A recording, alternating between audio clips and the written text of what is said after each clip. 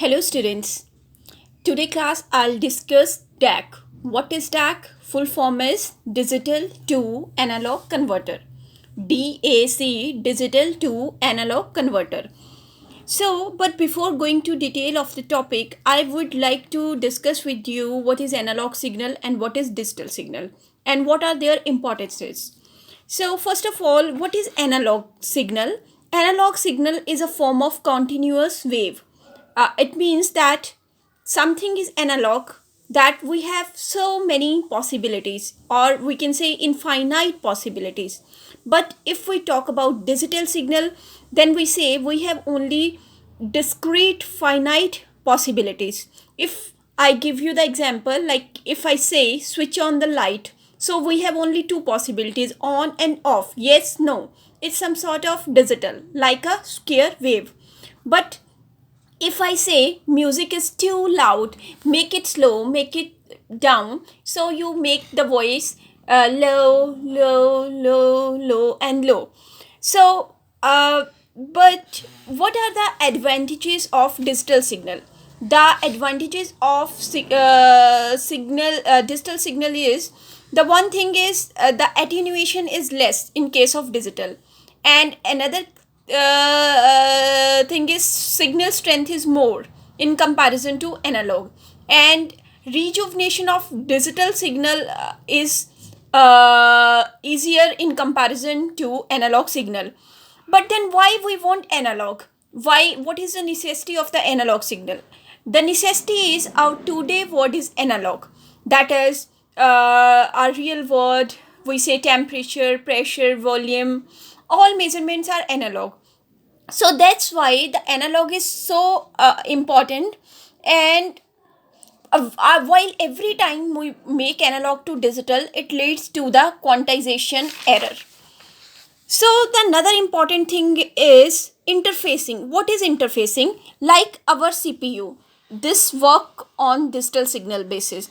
So but our human ear, our speaker, this is responding to the analog one. So while I make it interface with my CPU, I need to convert it to the digital data. For example, if I want to do some sort of editing to my music signal, or I want to play the signal in a computer, I make it to convert to the digital form. To convert it to the digital form, I use ADC, I mean analog to digital converter. And then again, if it goes to speaker, I need to use the DAC. DAC is digital to analog converter. This is how my analog signal look like. This is the graph of voltage versus time. This is how my digital signal, this is 1, this is 0. So this is when I converted it again to analog form, this is how the signal, this is the V versus T graphs, where we use here I am using the DAC, and I will discuss this in detail, the working of DAC. But where I use DAC, I use it in the music player, I use it in the mobile phone, I use it in the television. So let us discuss R2R ladder DAC in today's class. What is the importance of R2R ladder DAC? One is the choice of resistances. We know that in R2R ladder I use only two value of resistance. One is R and another is twice of R. So it is easy to select, it is easy to design. And another thing is, if I require last set of data, I just add the two resistances R and 2R. Here this is the simple ladder network. In simple ladder network, I want to emphasize some of the points, like for n bit I use 2n resistance. Like if my data set is 1, 2, 3, 4 bit, I convert some digital signal, 4 bit digital signal to analog form, I use 1, 2, 3, 4, 5, 6, 7, 8 resistance. So that's mean if n bit data I need 2n resistances.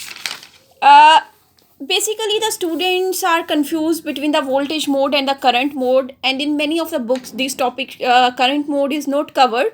So I've chosen this topic to discuss with the students. First of all, I'll discuss the voltage mode. See here, the diagram is very important. I have 4 bit data, B0, V1, V2, B3. This is my 4 bit input data, digital data, to which I want to convert to the analog form. So what I use is, I use the ladder DAC combination, 1 2 3 4 5 6 7 8 resistance, 2R, R2R, R2R, R2R, and 2R. This is the signal. If I attach it into the other side, like it go to the reference voltages.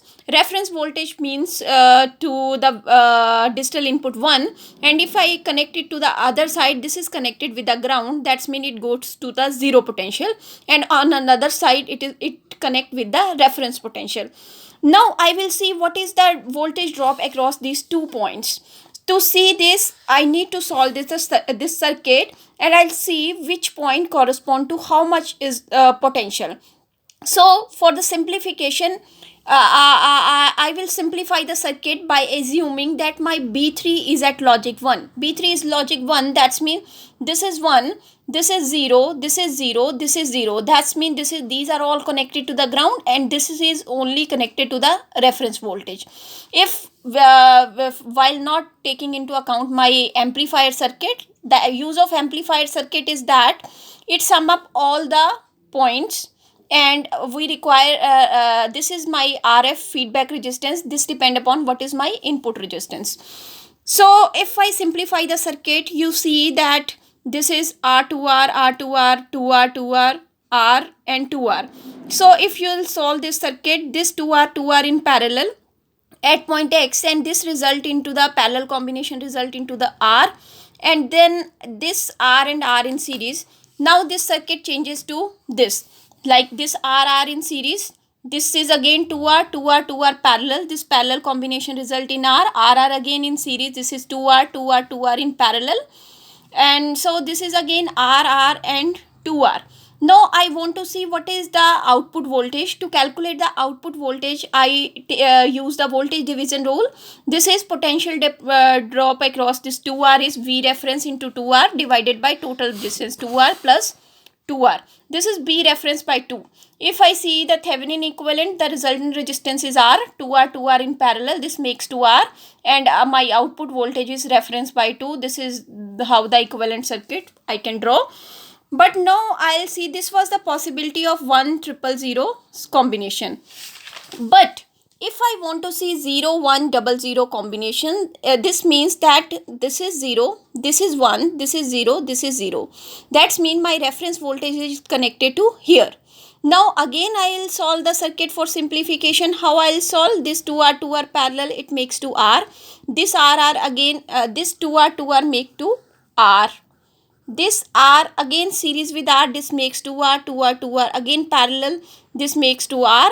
So but at this point, if I calculate the reference voltage, output voltage at this point, this result into reference by 2. But now if I'll see the output voltage, this is again B reference by 2 cross 2R divided by total resistance 4R. So this is B reference by 4. So in this case, my equivalent circuit is B reference by 4 and my Thevenin resistance is R.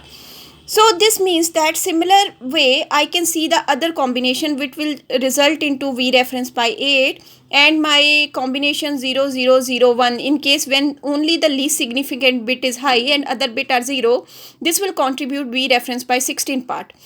So if I take all bits 1, 1, 1, 1, I can add up all the resistance by using the operational amplifier, this operational amplifier circuit. So in general, we can write it like this: B3, B2, B1, B0. If bits are 1, this will contribute. If bits are 0, then this will contribute to 0. So this is the general formula. B output is B reference by 2n for n bits. 20 cross B0 plus 21 cross B1 plus 22 cross B2 plus 23 cross B3 plus so on up to 2n minus 1 cross Bn minus 1. But students, there are the drawbacks of voltage mode DAC. What are those drawbacks? The one thing is the gain. Gain can't be adjusted by using some resistor in series. And second is the switches operate over voltage range. The switches are operating over the voltage range. Some voltage range, these are there are various ranges, and this is difficult to design and manufacture. So to overcome this draw, I have the another mode that is called the current mode R2R ladder DAC. Student, you see the difference in the circuit. Here in the current mode, I applied the reference voltage here and my op-amp is here. So here I have taken some resistance in series with which I can adjust the gain of the DAC. So you see again there are 8 resistance R2R, R2R, R2R, 2R, 2R, 1, 2, 3, 4, 5, 6, 7, 8 resistance, and I have 1, 2, 3, 4 input data set. One is connected with this ground and another points are connected with this combination op-amp negative terminal of the summing amplifier. What we see is again I need to solve this circuit. How I will solve? This 2R, 2R, this is in parallel, this will make to R, and now my circuit is again R, R, and then again at this point 2R. So this 2R, 2R, again this will make to R, and ultimately I have 2R here and this whole is 2R. So that's mean my current at this point will divide into two equal proportion. If I current is coming, I'll say I by 2, I by 2 in two mesh. At this point it is divided into I by 4, I by 4. At this point it is divided by I by 8, I by 8. At this point it is divided into I by 16, I by 16. Means at each point it is divided by 2 because my combination is 2R. So my resultant I is V by R equivalent. So I can add up the current I by 2, I by 4, I by 8, I by 16. But if I take the set of bit, I take the I current common and I'll take the bit numbering an minus 1, so on up to A1. You see I use 2 and parf 1 with A1 and the factor 4 with an minus 1. That's mean this is my least significant bit. This is my most significant bit. That's mean most significant bit contribute to I by 2, 1 by 2. So this is the formula, and by using this negative amplifier I can sum up all the feedback resistance depend upon the resultant equivalent resistance. So this is the current mode circuit, but there are some drawbacks of current mode. What is that drawback? That is switch glitch. Switch glitches, power malfunction effect are more sensitive for this current mode in comparison to voltage mode. So thank you student, prepare your lecture nicely. Okay, have a nice day.